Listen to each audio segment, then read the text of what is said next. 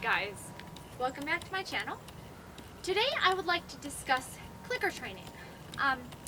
In this video I'm going to talk about what exactly is clicker training, why is it effective, and how to use it to optimize your training goals. So when people think of dog training, oftentimes they think of operant conditioning, which is, positive reinforcement or training tools used as aversives, or basically you have the 4 quadrants of operant conditioning and it's action equals consequence, right? It's that straightforward. So clicker training is a couple of things and it's a little bit different. So I think in order to start with this video, we have to back up a couple of steps. And I think it's worth talking a little bit about different types of reinforcers, because ultimately that's what the clicker ends up being. So for those of you who do not know, this is my dog Castora. She's been featured in several of my other videos. She's my live find search and rescue dog and my my scent work dog. We do it mostly as a hobby, but she does a lot of scent sport. She has had some experience with the clicker, but not a ton. So this is going to be a little bit new for her as well, because I never really went through the process of charging the clicker and teaching it to her correctly. So you guys are going to kind of get to see that in this video. Now, when we talk about reinforcers, we have a couple of types. The first type is what's known as a primary reinforcer, and that's going to be something that your dog needs to survive. So treats, food, water, even interaction and play, all of those things are primary reinforcers. And typically when we're doing dog training, we use these to train our commands. Well, there's also something known as a secondary reinforcer. And basically what that is it's some form of stimuli, could be anything, a sound, a motion, anything, that's constantly attached to a primary motivator. So all this being said, I'm going to jump around a tiny bit, but in the end of this video, hopefully everything should make sense. Now, one other thing, going back to operant conditioning, that ties in really nicely with our primary reinforcers, right? Because if a dog offers an action like a sit, and we reward it with food, we're giving it a primary reinforcer. So action equals consequences. That's straightforward. Now there's also something known as classical conditioning. And that is the type of conditioning that a clicker utilizes to create learning. So basically, what classical conditioning is it's 2 stimuli that are repetitively paired. Now, one example that I always use in my group classes are, basically like, these stimuli can be neutral, they can be positive, they can be negative, it doesn't really matter. All it is it's 2 stimuli that are paired over and over and over again to create learning. So the example that I always use in my group classes is, it's 11 o'clock in the morning, right? You're drinking your coffee or whatever on your Saturday, and all of a sudden your doorbell rings. You go up to the door, open it, and lo and behold, it's your neighbor. Now, your neighbor might be a positive stimuli, might be a negative stimuli, right? Something we don't maybe want to see them, maybe we want to run in the other direction, or they might be neutral. You're just like, oh, hey, it's Jenny from down the street. Now, neighbor comes over, you talk, next day it's 11 o'clock again. And your doorbell rings, and you go and open the door, lo and behold, it's Jenny from down the street again. By the 3rd or 4th day, when your doorbell rings at 11 o'clock a.m., chances are your brain is immediately going to think, oh, it must be Jenny from down the street, right? Learning has taken place. So Jenny might be positive, might be negative, or might just be whatever it is. And that is classical conditioning in a nutshell. For anybody who has taken a psychology class before, you probably have heard of an experiment called Pavlov's dogs. And for those of you who haven't, basically Pavlov was a psychologist back in the 1900s who was doing an experiment on some dogs. And the story goes that he rang a bell prior to each mealtime. Now, what Pavlov noticed after a little bit of time, right, is he would ring the bell and the dogs would begin to salivate. Although that doesn't sound like much, it was actually super, super meaningful. And the reason is because a bell is, to a dog, a neutral stimuli. It's just a sound. It doesn't automatically mean anything. If anything, if a dog hears a bell, some dogs will exhibit signs of fear or nervousness. But what he found is he would ring the bell and the dogs would have a physiological response even when food was not present. Their brain had actually created connections between the bell and the food. And so their body responded to the bell in the same way it responded to food. When we think about secondary reinforcers, we're applying the same logic. A clicker or a whistle, like the whistles that they use to train dolphins at places like SeaWorld, for instance, they're all secondary reinforcers. They're a way for us to mark a behavior and to communicate with an animal, great, you did something perfect, right? Okay, so all that mumbo jumbo out of the way, I'm going to talk a little bit about the clicker in particular. So, for anybody who doesn't know, the clicker is just a little square box. Typically, this is just a standard clicker with a little metal aluminum sheet in the middle. When you click the sheet, it makes noise. That noise is very unique. It cuts through pretty much everything. When we're trying to train dogs and we're trying to mark a specific behavior, it's very difficult sometimes for us to do that with our voice. Because even if we use good girl all the time, sometimes when she does something amazing, I'm like, oh my God, good girl, right? And other times she might be coming up to me and pushing the ball at me and I'm like, okay, good girl, go away, right? So the clicker always sounds the same. It's consistent. Also, the clicker enables us to not work off of food, but it lets us mark a lot of certain behaviors without necessarily giving a food reward or a toy reward immediately. So, this is all going to tie back together with what I was talking about in the beginning regarding classical conditioning and secondary reinforcers.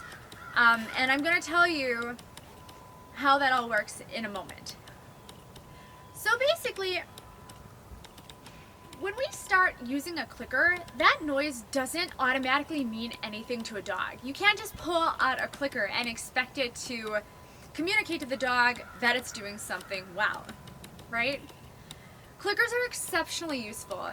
We use them to train service dogs, trick dogs. Whenever I'm trying to train a particularly complex command or something that has a lot of parts involved, I'll use a clicker because it speeds up the process immensely. But like I was saying, we have to give this clicker meaning, firstly. We have to actually turn it into a secondary reinforcer. And the way that we're going to do that is we're going to tie it with food over and over and over again. So just like the Pavlov's dogs experiment where he rang a bell or whatever prior to feeding, we are going to connect this with food. So it's going to be the same thing, but in a much more rapid manner. Now, when you start using your clicker and you are doing what we call charging the clicker, which I'll explain in a moment, you want a lot of very small treats. It's going to be primarily quantity over quality. Now, don't use something that your dog doesn't like, right? We're trying to create a positive association with this item, but they don't have to be massive treats, right? Otherwise your dog's going to get full and you won't be able to do as many repetitions or probably do much more training at all. So I'm going to demonstrate the process of charging the clicker for you. Basically, what you're going to do is you're going to have your clicker and you're going to have treats. I'm using standard mozzarella cheese, mostly because it's the thing that I found first in my fridge. And it's easy to break into small pieces. You can use anything that's safe for your dog, but like I said, does not have to be huge treats. So what we're going to do is we're going to click this and immediately reward.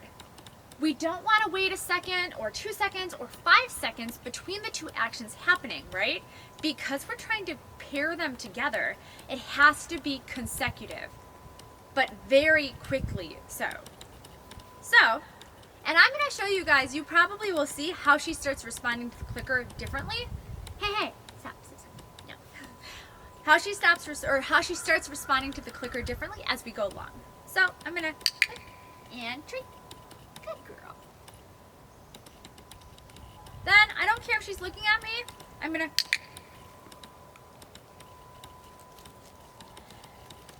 wait a couple of seconds.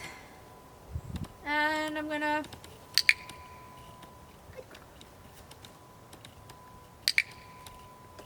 just like this, over and over. Now, when you're starting this, you don't have to do this for like 20 minutes at a time. I would recommend maybe working on it for a couple of minutes on and off, then stopping and doing it several times per day. You want to charge, you want to charge the clicker. Hey, sorry about that. She's digging in the mud. You want to charge the clicker until the dog is showing a very obvious response to it, which means that the learning has taken place.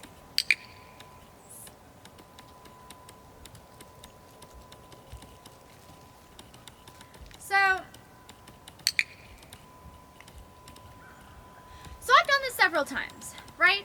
And oftentimes when I'm just starting a new dog, I'll do this for days. Depending on the dog, this can be anywhere from between 3 and 5 days. So we're not implementing any obedience yet. It's just going to be a few clicks followed by treats, right? Replicating the Pavlov's dog's experiment. Now, once it gets to the point where your dog, you can click and they might run from a different room in by you, or you get this drastic head spin and they come over by you and they look eager, that shows you that you have correctly charged your clicker. Once you get to that point, we have to change a couple of things.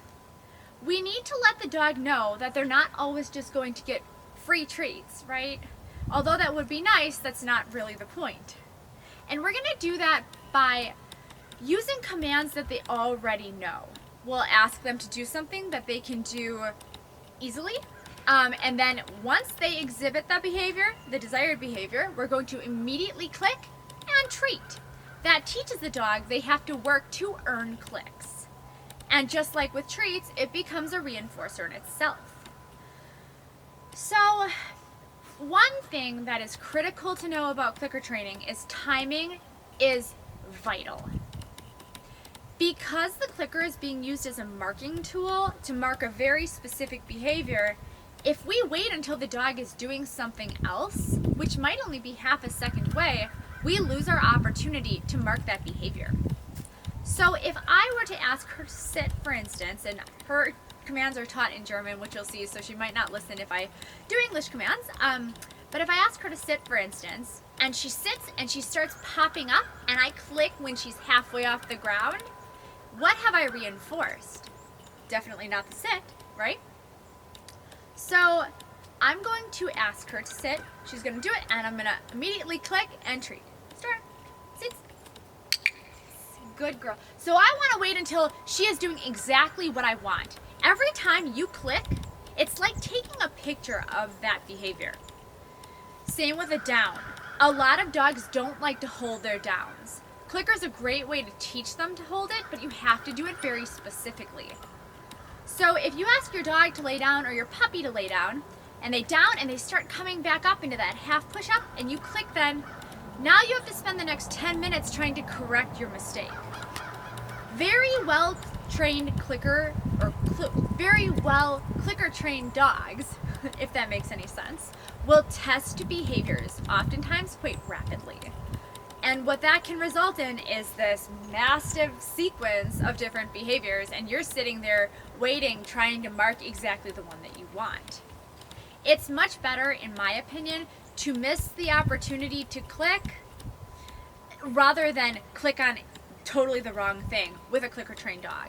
Only because, like I said, they're going to keep testing the behavior that they clicked for, trying to get you to treat. And oftentimes, instead of trying other things after you've clicked, they'll just keep making the behavior more and more intense. So you can use the clicker in several different ways. You can use it as what's known as a terminal marker, which is basically like when I made her sit and I clicked and treated, that means you did good, you're done, right? You're marking the final behavior. You can use it as what's known as a bridge marker, which is where you're kind of telling them you're doing good, now keep it up. So like for instance in a stay, and I'll demonstrate that in a second, you might click several times while they're staying to tell them, yes, that's good. Or people will use it to create sequences of commands. So if you're trying to teach your dog to dance, for instance, and maybe you want them to spin, hop on their back legs twice, and roll over, you can use it in between each command to pair the commands together. So I'm going to show you really quick using it again as a terminal marker. Sure, here. Sit. Yes, good girl. Now I'm going to show you as a bridge marker. Live.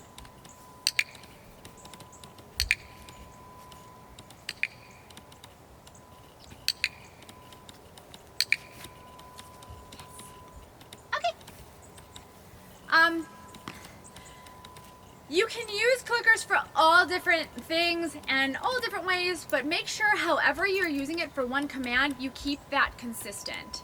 So I might use it as a bridge marker for a stay. Hey, stop. I might use it as a bridge marker for a stay, but a terminal marker for a sit or a down.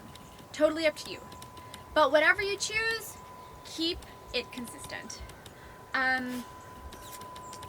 Just trying to make sure there's nothing else that I'm forgetting. So, lastly, once you get to the point your clicker is charged, you've applied it to basic obedience commands, and your dog understands that it does correspond directly to behaviors, then you can start using it to teach more complex commands. So for instance, if I'm trying to teach a dog to ring a bell, and I'll demonstrate this in another video further down the line, I might mark the behavior just when they walk up and acknowledge the bell first, right? Because dogs don't automatically know that ringing a bell equals the door opening for them to go outside. So I just want them to acknowledge the bell first, and I might click for that.